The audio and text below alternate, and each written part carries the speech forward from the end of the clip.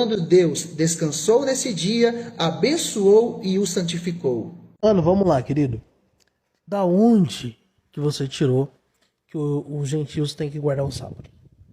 Me dá um texto bíblico no Novo Testamento que dá a ordenância da guarda do sábado aos gentios. Não tem. Velho Testamento não cabe pra gente, ok? Não cabe. Ah, então eu posso matar, eu posso adulterar, eu posso... Não existe isso, gente. O Novo Testamento condena essas práticas. Todos os 9 mandamentos foram repetidos no Novo Testamento. Vamos lá então. Há muitas falácias nesses argumentos, mas eu quero resumir apenas em uma, que é a teoria do restabelecimento. Ou seja, Cristo na cruz aboliu a lei dos 10 mandamentos, mas depois, posteriormente, com os ensinos dos apóstolos, é mencionado ou restabelecido apenas 9 dos 10 mandamentos. Mas vamos então primeiro desconstruir essa falácia do argumento da exigência. Ele exige um texto no Novo Testamento que diga claramente para os gentios e os cristãos guardarem o sábado. Em outras palavras, ele exige um texto ipsis literis, como está lá em Êxodo capítulo 20, dos versos 8 a 11, quando Deus ordena os israelitas a guardarem o sábado. Então, como não tem esse texto no Novo Testamento, repito, não tem esse texto no Novo Testamento ipsis literis, como está em Êxodo capítulo 20, então eles chegam à conclusão que o assunto está encerrado. O sábado não é para o cristão guardar. Só que é aí nesse argumento falacioso que vem a grande controvérsia e a contradição deles mesmos. Para os que defendem a não guarda do sábado no Novo Testamento, mas defendem a teologia do dízimo, por exemplo, e eu acredito que o Samuel deve ser um fiel dizimista, se não for, também desconsidere. Mas cadê o texto bíblico no Novo Testamento dizendo para o cristão gentil devolver o dízimo? O texto está em Mateus capítulo 23, verso 23. Opa, vocês não podem usar esse versículo, porque Jesus falou isso antes de morrer na cruz. E vocês mesmos argumentam dizendo que depois da cruz a lei foi abolida e o dízimo estava onde? Na lei. Mas o dízimo é antes da lei no Sinai. Lá em Gênesis, Abraão de tudo deu o dízimo.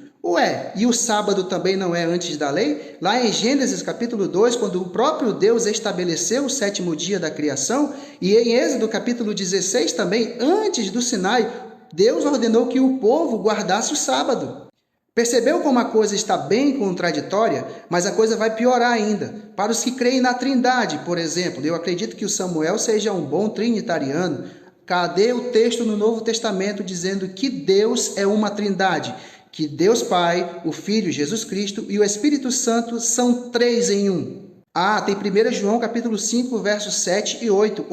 Também não podemos usar esse texto, porque é quase que unanimidade entre os estudiosos dos manuscritos originais que esse texto não se sustenta com os escritos originais gregos. É por isso que ele está lá, em colchetes. É só para deixar claro, tá? Para não ficar mal entendido. Eu sou trinitariano, eu creio na Trindade. Mas nós não precisamos de uma exigência de um texto dizendo que Deus é uma trindade no Novo Testamento.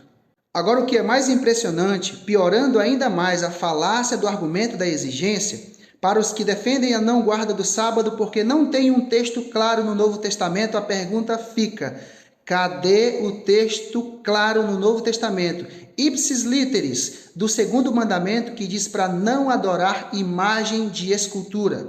O interessante é que quando vão argumentar com os católicos com relação às imagens de esculturas, a qual texto no Novo Testamento vocês recorrem? A nenhum. Qual texto no Antigo Testamento vocês vão recorrer? Êxodo capítulo 20, dos versos 4 a 6. Antigo Testamento, Antiga Aliança. Piorou, né? Vai piorar ainda mais. Cadê o texto bíblico no Novo Testamento que diz para não fumar maconha, não cheirar cocaína, não ter relações sexuais com a sua irmã, com a sua mãe, com seu parente próximo ou até mesmo com a sua mulher na sua menstruação? Não existe um texto sequer no Novo Testamento com essas proibições para os cristãos. Mas e aí, estamos liberados então para fazer tudo isso? A segunda falácia é essa divisão radical entre Antigo Testamento e Novo Testamento.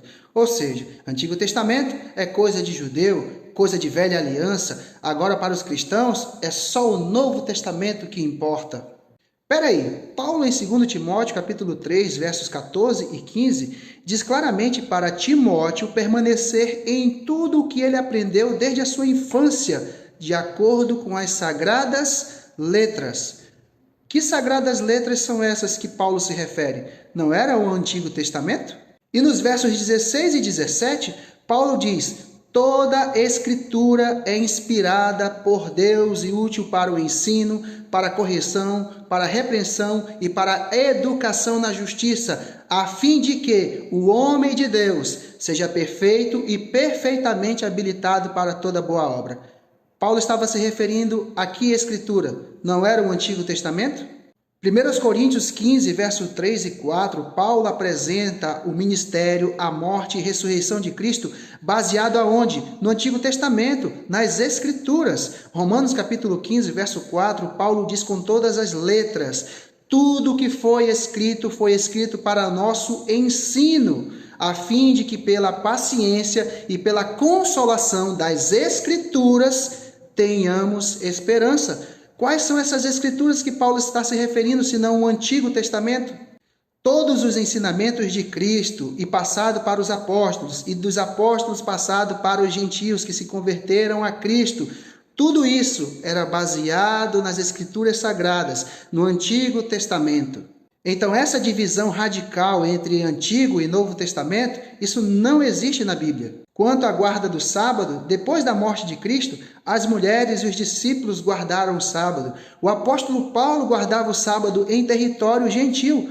Paulo tinha como profissão fazer tendas, e todos os sábados ele estava onde? Ia para a sinagoga pregar as escrituras e também para lugares de oração. O próprio Jesus, ao descrever a destruição de Jerusalém, que aconteceria cerca de 40 anos depois, orientou aos discípulos, dizendo para que eles orassem para que a sua fuga não se desse no sábado.